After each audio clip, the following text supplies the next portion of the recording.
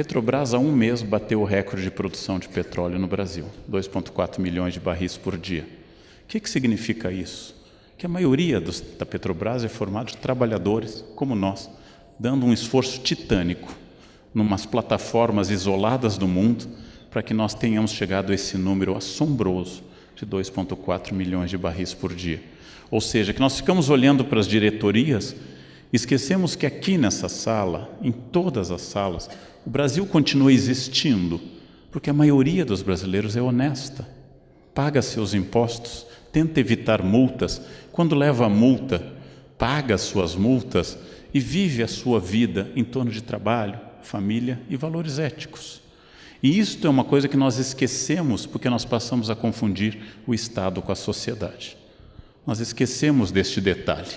Sérgio Buarque trabalhou com a ideia de homem cordial, significando que o brasileiro funciona do ponto de vista muito passional ou muito emotivo. E eu vou buscar numa raiz um tema. Vou buscar numa raiz um tema que é a Carta de Caminha. Caminha escreveu o primeiro documento sobre o Brasil e ao final da Carta do Caminha ele diz que a terra foi descoberta, das suas características, e diz o seguinte: ele pede ao rei que mande vir da ilha de São Tomé a Jorge de Osório, meu genro. Ele está pedindo ao rei um emprego para um familiar. Não é corrupção, porque no antigo regime não há concurso público. Ele não está infringindo uma regra. A única forma de ser contratado é a indicação real. Mas o Brasil começa com essa relação pessoal. Professor, o senhor vai tirar minha prova? Eu achei que nós éramos amigos. E eu respondo, amigos sim, cúmplices não. Quer dizer, a ética não depende da minha relação afetiva com você. Ela depende de regras morais. Muitas vezes eu achei que o senhor gostasse de mim, eu gosto de você, mas eu odeio o deslize ético. É uma pergunta comum no Brasil. E para piorar, isto é muito importante nós termos claro. Nós somos o país que manteve por 388 anos dos nossos 515, a barbárie da escravidão. O que significa? Que, em primeiro lugar, o campo do trabalho foi contaminado pela noção de que trabalho é coisa de escravo. Até hoje, quando se sai para dar aula, alguém canta na sala dos professores, lê, lê, lê, lê, lê, a música da Isaura. Quem não lembra, anota que o tio fala depois disso também. O fato de que uma parte da sociedade portuguesa e brasileira se achou no direito de trazer seres humanos à força, através de uma viagem fatal na África, e submetê-los a um serviço não remunerado e aviltante de destruição do valor humano, explica essa imagem do início do século XIX, explica por que é que os operários do Brasil começaram a ganhar direitos em 1930 e as domésticas ganharam os direitos plenos em 2015. Fundo de garantia foi aprovado este ano. É a sobrevivência da barbárie da escravidão. É a sobrevivência da ideia denunciada de forma suave em filmes como Que Horas Que Ela Volta, com a Regina Casé, que eu recomendo aos senhores, denunciada essa desigualdade, essa desumanidade, que nós transformamos essa herança bárbara. Se um branco for às compras ou ao passeio, com dois outros seres humanos carregando, um levando o lanche atrás, uma senhora, e outro o guarda-chuva, essa é uma ideia que marcou as relações de trabalho pela falta de ética até hoje.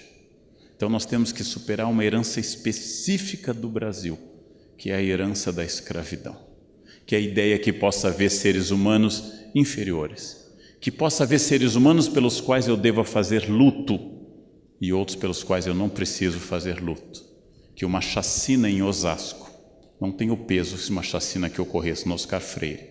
Nós continuamos contaminados por essa barbárie. Este é um dos defeitos éticos brasileiros, um dos mais graves. Nós selecionamos quais os seres humanos pelos quais é digno fazer luto ou não fazer luto. Isso tem a ver com essa tradição. Para piorar, é muito difícil trabalhar num país onde, segundo tanto da Mata como Richard Morse, nós afastamos o significado do significante na fala. em outras palavras, onde a pessoa que me diz, eu vou estar chegando tipo umas 9, seja qualquer coisa entre 9 e a segunda vinda de Jesus, ou seja, que eu não tenha a menor ideia a esse respeito. O fato de que nossa fala não contém ação concreta. Quem pode fazer esse relatório? Ela não contém ação concreta, é uma grande questão. E o problema eterno, o mais grave, aquele que mais nós devíamos deter, é o duplo discurso de exigência ética absoluta para os outros, especialmente para os governantes, o que é correto, mas uma frouxidão absoluta com a exigência da minha ética. Ou seja, a ética dos outros é uma ética duríssima, a minha ética é uma ética frouxa. Quando eu começar a pensar objetivamente, que é muito grave, talvez seja a coisa mais grave, alguém desviar dinheiro público para benefício privado, é menos grave, mas continua sendo grave, estacionar na vaga de idoso ou de cadeirante. É menos grave, prejudica menos gente, mas continua sendo um deslize ético. É muito grave furar a fila. É muito grave comprar carteira de estudante para ter direito à meia entrada.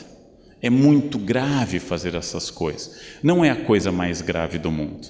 A podridão política tira dinheiro da merenda escolar para o apartamento em Miami. Isto é o limite da barbárie. Por que ser ético? Por que seguir a ética? Por que tentar ser bom? Por que implantar normas? Talvez o mais fácil seja respondendo com países onde a resposta foi não, que é a Síria. A Síria deu não a essas respostas. Não quero dialogar com você, não quero estabelecer contato ético, não respeito seu dinheiro, seu direito à existência.